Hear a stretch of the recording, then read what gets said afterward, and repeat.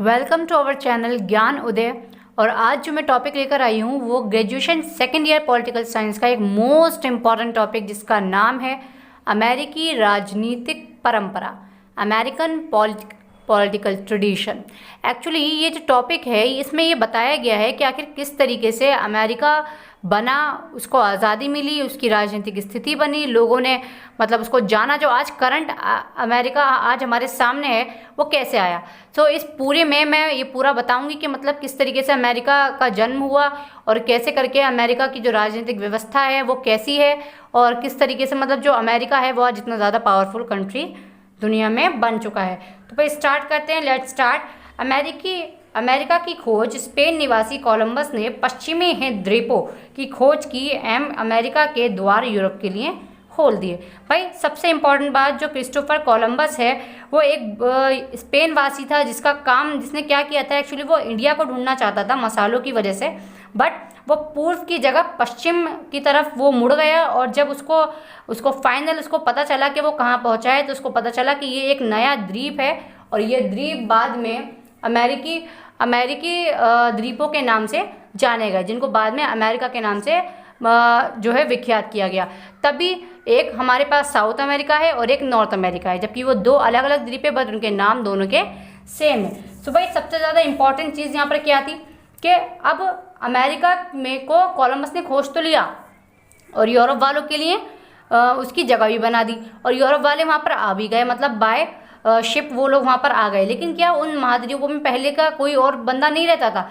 बिल्कुल रहते थे। वहाँ अरावाक और माया, इनका इस तरह के मतलब ये कबीले थे और इस तरह के लोग वहाँ पर रहते थे।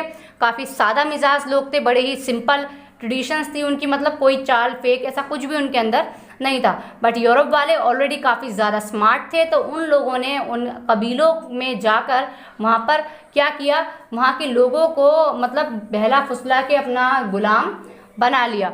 और यही गुलामी उनको कहाँ तक ले गई कि भाई जो अरावाक लोग थे उनके और जो असली अमेरिकन लोग थे जो वहाँ के नेटिव थे उनको उनके अंत तक ले गई, क्योंकि यूरोपियंस जो थे काफ़ी ज़्यादा इंटेलिजेंट थे और डेफिनेटली उन्होंने अपनी इंटेलिजेंसी का पूरी दुनिया पर असर दिखाया है। तो वहीं यूरोपियंस ने क्या किया, जो अमेरिकन नेटिव लोग थे उनको तो गुलाम बनाया, साथ में वो अफ्रीका से लोग ले जाया करते थे, काले लोग, क्योंकि उनको तो डेफिनेटली गुलाम माना जाता था। और जो यूरोप के गरीब लोग होते थे उनको भी वो ले जाते थे और वहाँ पर जाकर उनसे गुलामी करवाते थे। तो भाई इसके बाद क्या होता है, इसके बाद मतलब ये पूरे इन लोगों ने इनको गुलाम बना लिया। अब उन लोगों ने उपनिवेशों द्वारा स्वतंत्रता की घोषणा कर दी। यानी क्या किया, अब मैं आपको सीधा सीधा बताऊंगी कि कैसे कैसे मतलब अमेरिका में हुआ और उसके बाद उसको आज़ादी मिली। तो भाई उन्होंने उपनिवेशों की क्या कर दी, स्वतंत्रता की घोषणा कर दी कि अब हमने अमेरिका महाद्वीप को अपना उपनिवेश बना लिया है। तो नेक्स्ट क्या हुआ, इंग्लैंड की मार, नेक्स्ट पॉइंट है हमारा कि मतलब इंग्लैंड की मार। इंग्लैंड ने जितने भी गुलाम थे उनसे गुलामी करवाई और मतलब उन पर बहुत ज़्यादा जुल्म किए गए। और कैसे, मतलब कि जो उनके काम थे, कभी किसी चीज़ की खेती, कभी कुछ, मतलब इस तरीके के उनसे काम करवाए गए जो उनसे शायद नहीं करवाने चाहिए थे और उनकी जो व्यक्तिगत गरिमा थी उसको काफ़ी ठेस पहुँचाई गई। इसके साथ ही साथ सेकेंड पॉइंट है हमारा अमेरिकी लोगों पर जुल्म। भाई अमेरिकी लोग जो वहाँ के खुद के नेटिव थे उन पर तो इतने जुल्म किए गए कि जिसका कुछ कहा नहीं जा सकता। रीज़न बिंग क्यों, क्योंकि इन द एंड अमेरिका का जो रियल नेटिव थे, जो वहाँ के खुद के लोग थे, वो तो बचे ही नहीं हैं। जिस अमेरिका को आज हम देखते हैं वो कहीं ना कहीं यूरोप की प्रजाति से ही मैच खाता है, क्योंकि जो लोग अमेरिकी जगह पर मिले थे, अमेरिकी जगह पर मतलब नेटिव थे, रियल नेटिव थे, वो लोग जो थे वो रेड इंडियंस उनको कहा जाता था, वो उनको रेड इंडियंस के नाम से जाना जाता था। तो नेक्स्ट पॉइंट क्या है, कर को बढ़ाया गया। अब जितने भी अमेरिकी लोग वहाँ पे रहते थे तो वहाँ पे उनको पे कर को बढ़ाया गया और उनसे इतना ज़्यादा कर वसूला गया कि भाई वो लोग वो कर देने के लिए तैयार नहीं हो पाए थे, जिसकी वजह से उनकी आमदनी कम थी और उनको कर ज़्यादा देना पड़ता था। लेकिन यूरोपियन लोगों ने अपने फ़ायदे के अलावा और कुछ भी नहीं देखा। अब यहाँ दूसरी बात वो लोग शुरू करी अमेरिकी लोगों ने। तो अमेरिकी लोगों ने यूरोपियन से कहा कि भाई तुम जो है सरकार में थोड़ा सा हिस्सा हमें भी दो और जो है हम भी रिप्रेजेंटेशंस देना चाहते हैं, मतलब हमारा भी कोई ना कोई प्रतिनिधि होना चाहिए जो हमारी जो रियल मुद्दे हैं, जो हमारी प्रॉब्लम्स हैं उनको समझ सके। तो यूरोपियंस ने इस बात को मना कर दिया, कुछ नहीं माना। तो फिर उन लोगों ने एक नारा लगाया, नो टैक्सेशन विदाउट रिप्रेजेंटेशन, कि अगर प्रतिनिधि नहीं तो कर भी नहीं, कि अगर तुम हमारा प्रतिनिधि नहीं दे सकते तो हम तुम्हें कर नहीं दे सकते। अब ब्रिटिश संसद द्वारा दमन, अब इन लोगों ने ब्रिटिश संसद का क्या किया, दमन किया और जो है अपनी इस बात को मनवाने की पूरी पूरी कोशिश की गई। बट वो वही था कि मतलब यूरोपियंस लोग थे, जैसे कहा जा सकता है उन लोगों के सीने में दिल था ही नहीं, तो उन लोगों पर कुछ खास असर नहीं हुआ। उसके बाद बोस्टन हत्याकांड हुआ जिसमें काफ़ी लोग मारे गए।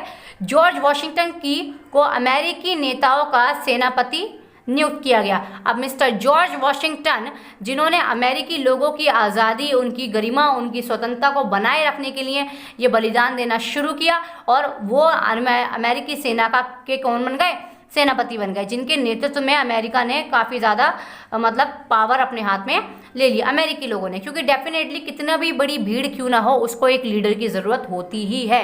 सो मिस्टर जॉर्ज वॉशिंगटन अमेरिकी सेना के लीडर बने। इसके बाद इन लोगों की जो रणनीति थी, जो जीत की रणनीति थी, वो क्या थी कि इन लोगों ने बोला कि भाई जितने भी मतलब धर्म, जाति वगैरह जैसे भी लोग यहाँ पर रहते हैं, हमारी जीत की रणनीति ये है कि जो अमेरिकन है वो हमारा है और हम सब एक समान हैं, एक ही विश्व का हिस्सा हैं। यानी जो जॉर्ज वॉशिंगटन थे और बाकी अमेरिकी लोग थे, उन लोगों ने खुद को ये समझाने की कोशिश करी कि वी कांट डिस्क्रिमिनेट, कि हमें एकजुट होकर एक साथ मिलकर हर कीमत पर काम करना है ताकि हमारी जो आज़ादी है वो हमें जल्दी नसीब हो जाए।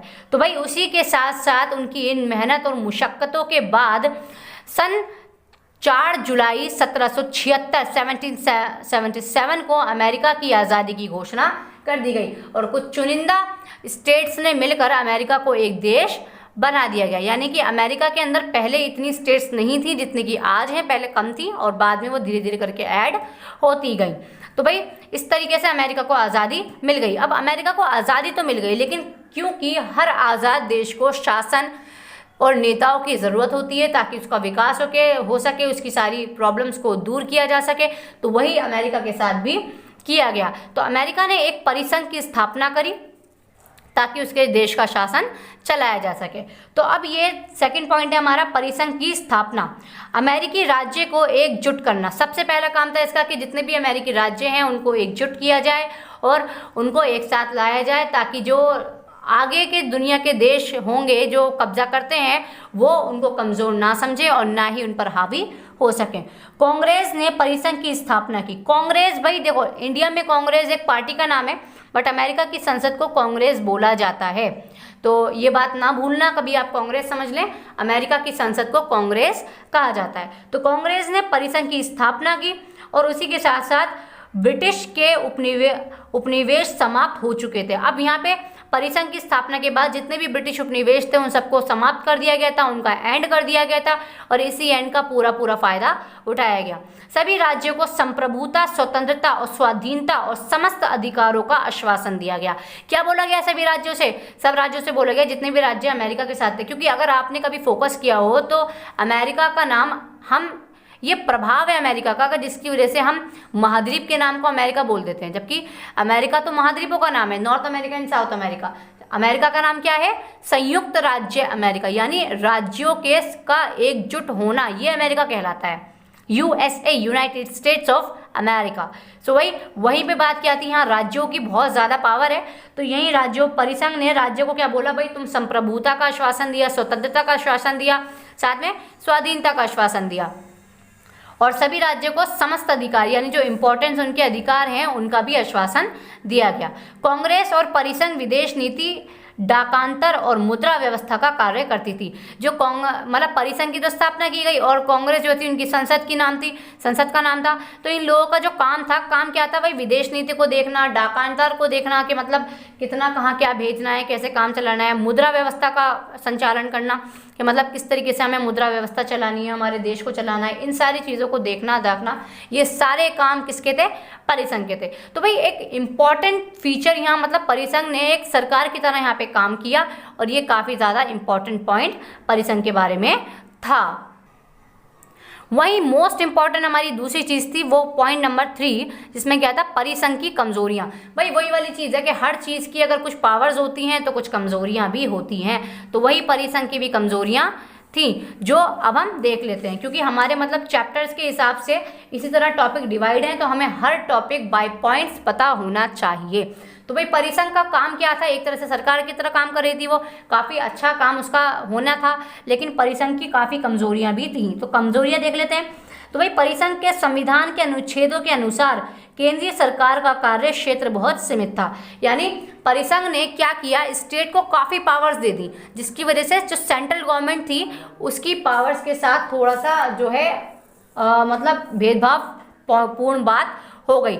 यानी परिसंघ की जो पावर उसने दी ज़्यादातर स्टेट्स को दे दी, तो सेंट्रल की जो पावर थी वो थोड़ी सी सीमित हो गई।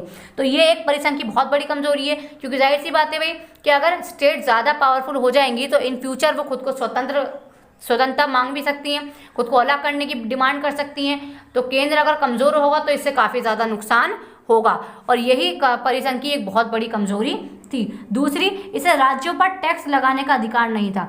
मतलब अब खुद सोचो कि मतलब एक परिसंघ जो देश का शासन चलाने के लिए एक तरह से नियुक्त किया गया है, वो स्टेट पे कर तक नहीं लगा सकता, तो कितना मतलब इसकी पावर जो थी काफ़ी ज़्यादा कम थी। तो जो टैक्स थी वो खुद स्टेट डिसाइड करती थी उनको कितना टैक्स देना है, कितना टैक्स नहीं देना है।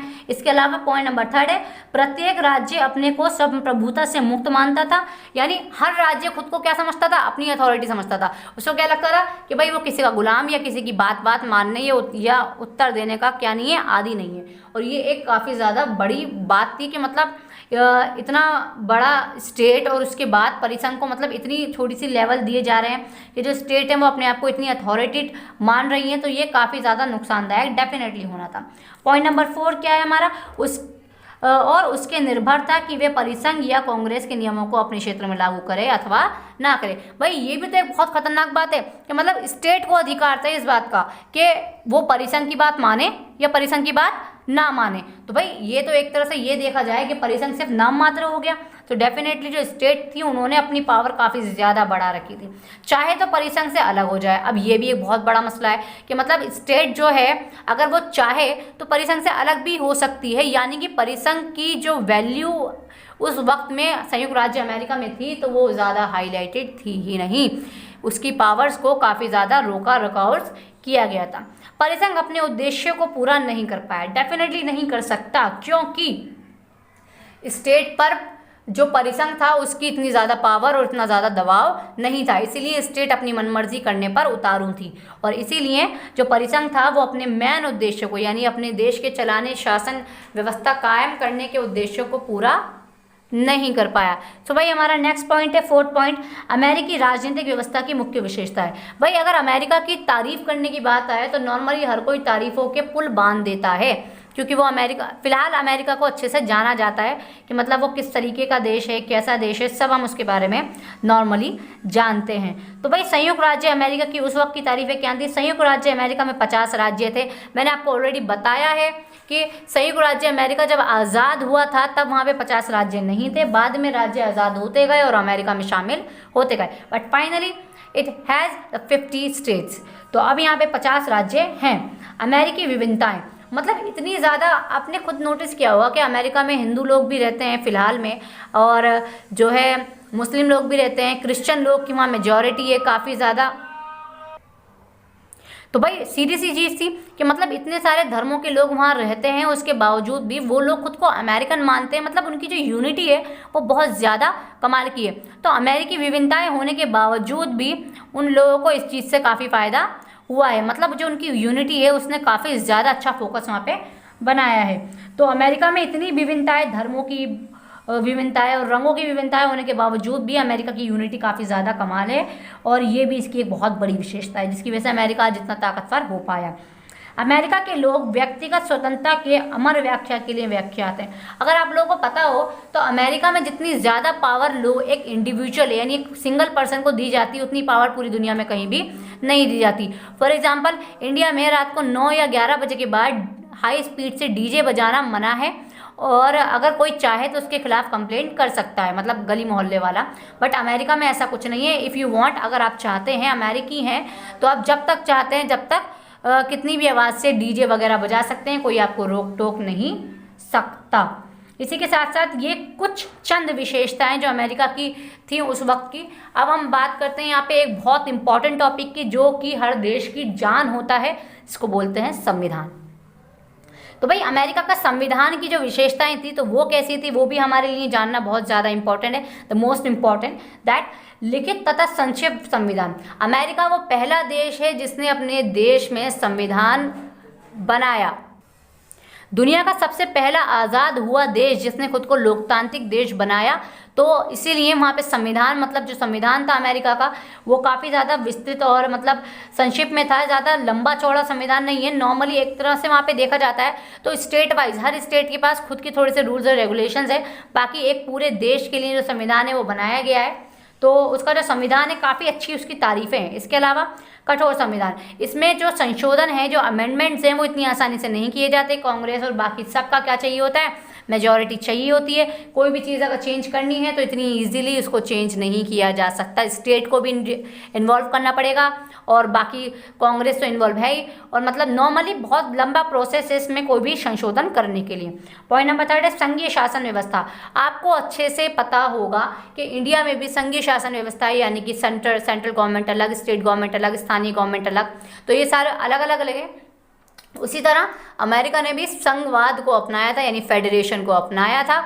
और अपनी स्टेट को थोड़ी सी पावर यूनिक थी, सेंटर की पावर यूनिक थी, जो लोकल गवर्नमेंट्स थी उनकी पावर यूनिक थी। यानी सब ने अपने अपने काम अच्छे से मालूम थे, जिसकी वजह से एक तरह से जो एरिया था वो डिवाइड हो गया और लोगों का विकास भी आसानी से हो पाया और उस जगह का जो नियंत्रण था वो भी अच्छे से लागू करवाया जा सका। अध्यादेशात्मक शासन प्रणाली, इट मीन्स जो होता है एक तरह से हम राष्ट्रपति शासन यहाँ पे बात करते हैं। यूरोप में संसदीय शासन प्रणाली थी, यानी कि वहाँ पे जो है प्रधानमंत्री को पावर ज़्यादा होती हैं और संसद का भी काफ़ी बहाल होती है। बट अमेरिका में राष्ट्रपति की पावर सबसे ज़्यादा हाईलाइटेड है, सबसे ज़्यादा पावर राष्ट्रपति को दी जाती है और राष्ट्रपति ही देश का सबसे बड़ा मुखिया होता है और सरकार का भी मुखिया होता है। इसके अलावा शक्तियों का पृथक्तीकरण। अब पृथक्तीकरण का क्या मतलब है कि भाई राष्ट्रपति की पावर्स अलग है, जो वहाँ मेयर्स हैं उनकी पावर्स अलग हैं, जो स्टेट के मिनिस्टर्स हैं उनकी पावर्स अलग हैं। सबको अपनी अपनी पावर्स का कुछ ना कुछ पॉइंट्स आउट दिया गया है। किसी पर किसी की कोई बंदिश या कोई प्रॉब्लम्स इस तरह की क्रिएट नहीं होती हैं। यानी ये एक बहुत अच्छी बात है, ये बहुत अच्छा पॉइंट है। तो अमेरिकी की जो शासन व्यवस्था है वो काफ़ी ज़्यादा इस वजह से भी अच्छी है। नियंत्रण व संतुलन का सिद्धांत। अब एक और बहुत बड़ी बात आती है कि भाई ऐसा नहीं है अमेरिका में कि जो है स्टेट अपनी मनमानी फुल कर सके जैसी चाहे, या खुद को आज़ादी कर ले या सेंट्रल कर सके। मतलब दोनों एक दूसरे पे नियंत्रण रखते हैं। जैसे न्यायपालिका तो वहाँ स्वतंत्र है ही है, बाकी कुछ और जो सरकार के मुद्दे होते हैं वो भी वहाँ पे स्वतंत्र हैं, जो इस संविधान में ऑलरेडी लिखे जा चुके हैं। यानी सेंट्रल गवर्नमेंट चाहे तो ये नहीं कर सकती कि मैं अपनी मनमानी चलाऊँ, अपना कुछ चलाऊँ या ऐसा कुछ भी। मतलब वहाँ पर हर चीज़ का बड़ा लिमिट में पॉइंट है, बहुत ईजिली वहाँ सारे काम किए गए हैं। एक सिद्धांत बना दिया है कि भाई जो नियंत्रण है वो भी किया जाएगा, जो संतुलन है पावर्स के अंदर वो भी देखा जाएगा। ऐसा नहीं है कि कोई भी जिसका जो मन कर रहा है वो आके अपना करना स्टार्ट कर दे, ऐसा कुछ नहीं है। अब नेक्स्ट इसका लास्ट टॉपिक है जो संविधान में दिया गया है, वो है अधिकारों का घोषणा पत्र। भाई आपको अगर बता दिया जाए तो मैं बता दूं कि जो इंडिया के फंडामेंटल राइट्स हैं वो हमने अमेरिका से ही बोरो किए थे। यानी कि जो मौलिक अधिकारों का ये इतना उदार विचार है ये अमेरिका से ही आया था। तो अमेरिका ने अपने अधिकारों का क्या कर रखा है, एक घोषणा पत्र तैयार कर रखा है कि मतलब हर अधिकार को इतनी ज़्यादा अच्छी से प्रायोरिटी दी गई है कि भाई उसके साथ कोई भी हनन उसका ना किया जा सके, कोई इसको तोड़ ना सके, कोई इसको मरोड़ ना सके। मतलब नॉर्मली जो चीज़ें हैं वो काफ़ी ज़्यादा अच्छे तरीके से उसने अधिकारों को व्याख्या कर रखी है और सारे अधिकार उसमें लिखे हुए हैं। और ये भी लिखा हुआ है कि भाई फाइनली अगर आपको अपने अधिकारों के साथ कोई हनन होता हुआ नजर आता है तो आप उस अधिकारों को किस तरीके से पॉइंट आउट करते हैं। तो भाई ये कुछ चीज़ें ऐसी थी जो अमेरिकी राजनीति को बताती हैं कि जो अमेरिकी की राजनीतिक परंपरा है वो चली आ रही है और किस तरीके से उसने देश को आज इतना ज़्यादा पावरफुल बना दिया है कि हम सब ही अमेरिका को अच्छे से जानते हैं। नॉर्मली किसी को पता हो या ना पता हो, लेकिन हर बंदा अमेरिका को अच्छे से जानता है। किसी और स्टेट्स को जानता हो या ना जानता हो, बट अमेरिका को सबके सब। तो ये था हमारा एक मोस्ट इम्पॉर्टेंट टॉपिक, अमेरिकी राजनीतिक परंपरा कि किस तरीके से अमेरिका ने खुद को बनाया, फिर उसको उसमें जो कमियां आई उन कमियों को ठीक किया और फिर उन कमियों को सुधारा और इस तरीके से अमेरिका ने खुद को इतना ज़्यादा शक्तिशाली और ताकतवर देश बना लिया। तो भाई इस तरीके से अमेरिका आज़ाद हुआ। फिर उसने परिसंघ की स्थापना करी, फिर परिसंघ की कमजोरियां हमने पढ़ी हैं। उसके बाद हमने इसमें देखा है कि मतलब जो उसकी विशेषताएं नॉर्मली अमेरिका की, वो विशेषताएं कैसी हैं। इसके अलावा हमने देखा कि जो नॉर्मली अमेरिका का संविधान है वो कैसा है। और इसी तरीके से इन्हीं सारी चीज़ों के साथ आज अमेरिका की शासन व्यवस्था को चलाया जाता है, जो कि एक बहुत ही ज़्यादा प्रभावी और ताकतवर शासन व्यवस्था आज के विश्व में मानी जाती है। सो आई होप आपको ये वीडियो समझ में आई हो, और अगर आपको समझ में आई हो तो please like, comment and share. Thank you so much.